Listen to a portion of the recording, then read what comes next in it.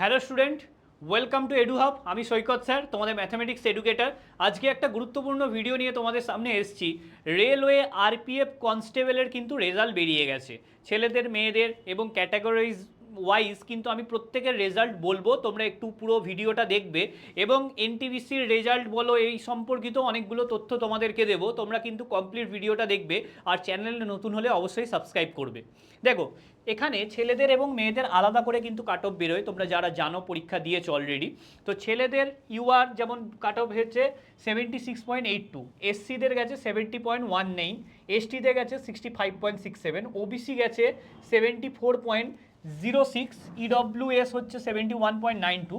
এবারে হচ্ছে মেয়েদের হচ্ছে দেখো 73.75 ইউআর, এসসি হচ্ছে 66.37, এসটি হচ্ছে 62.27, ওবিসি হচ্ছে 70.17 অ্যান্ড ইডব্লিউএস হচ্ছে 68.89। ওকে, তো এটা কাট অফ গেছে আমাদের।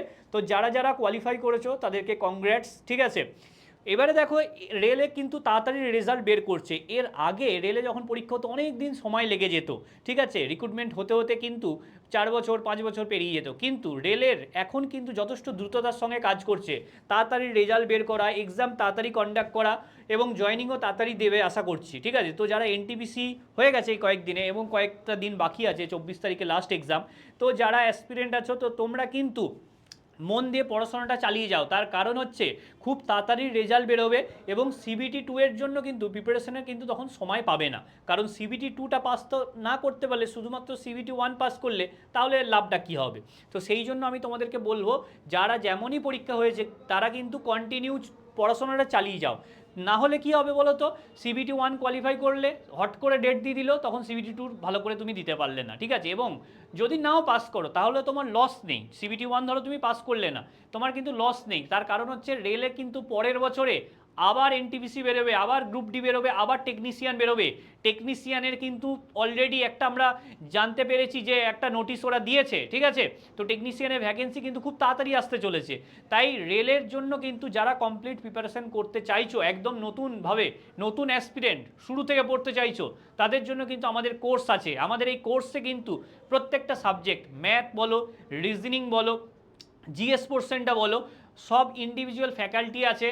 তো একদম স্পেশালাইজ ফ্যাকাল্টি দিয়ে কিন্তু তোমরা পড়তে পারবে। আমাদের অনলাইন অফলাইন দুটোই আছে। অনলাইনে আমাদের অনেকগুলো ফেসিলিটি তোমাদেরকে দেবো। আমাদের অ্যাপে লাইভ ক্লাস হয়, সেগুলো রেকর্ডেড ভার্সন পেয়ে যাবে, মক টেস্ট দিতে পারবে, স্টাডি মেটেরিয়াল পাবে। তো সমস্ত ফেসিলিটি কিন্তু একটাই অ্যাপে তোমরা পেয়ে যাবে। এবং অফলাইনে আমাদের সেন্টার হচ্ছে বেলঘড়িয়া 4 নম্বর প্ল্যাটফর্ম, পুবপাড়ার কাছে। তো এখানে কিন্তু অনেক স্টুডেন্ট রীতিমতো এনরোল করে পড়াশোনা শুরু করে দিয়েছে। তোমরা ধারণা করতে পারছো না আজকালকার দিনে কম্পিটিশন ঠিক কোন জায়গায় চলে গেছে। যদি এই কম্পিটিশনে বাজারে টিকে থাকতে হয় তাহলে কিন্তু একটা মানে ঠিকঠাক গাইডেন্সের আন্ডারে থেকে তোমাকে পড়াশোনা করতে হবে, না হলে কিন্তু কম্পিটিশনে লড়া যথেষ্ট মুশকিল, ঠিক আছে। এবং এছাড়াও রেল ছাড়াও কিন্তু সামনে অনেকগুলো পরীক্ষা আছে, যেমন এসএসসি তোমার ফর্ম ফিল আপ চলছে, ফেজ, তারপরে সিজিএল এর নোটিশ বেরিয়েছে, তারপরে হচ্ছে তোমার আমাদের স্টেনো বেরিয়েছে, সামনেই সিএইচএসএল এমটিএস বেরোতে চলেছে। তাই পর এখন কিন্তু ভ্যাকেন্সির সময়।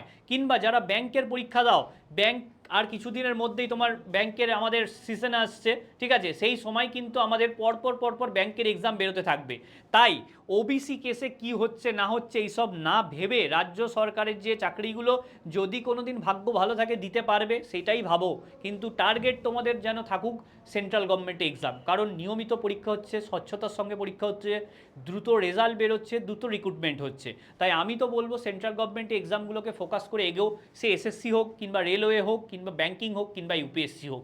ডব্লিউবিসিএস যদি হয় তখন দেবে, কিংবা যদি আমাদের WBSSC group C group D যদি হয় তখন দেবে, কিংবা ক্লার্কশিপ মিসলেনিয়াস যদি হয় তখন দেবে। সেটা তোমাদের অ্যাডেড এক্সট্রা, ঠিক আছে, কিন্তু ওটাকে টার্গেট করে এগিয়েও না। টার্গেটটা যেন এসএসসি, রেলওয়ে, ব্যাঙ্কিং, ইউপিএসসি এই ধরনের টার্গেট থাকে। যাই হোক, আজকে ভিডিওটা আর বেশি বড় করব না। তোমরা প্রত্যেকে ভিডিওটা একটু বন্ধুদের মধ্যে শেয়ার করে দাও এবং আর হচ্ছে যে আমাদের চ্যানেল নতুন হলে অবশ্যই সাবস্ক্রাইব করে দাও। Thank you.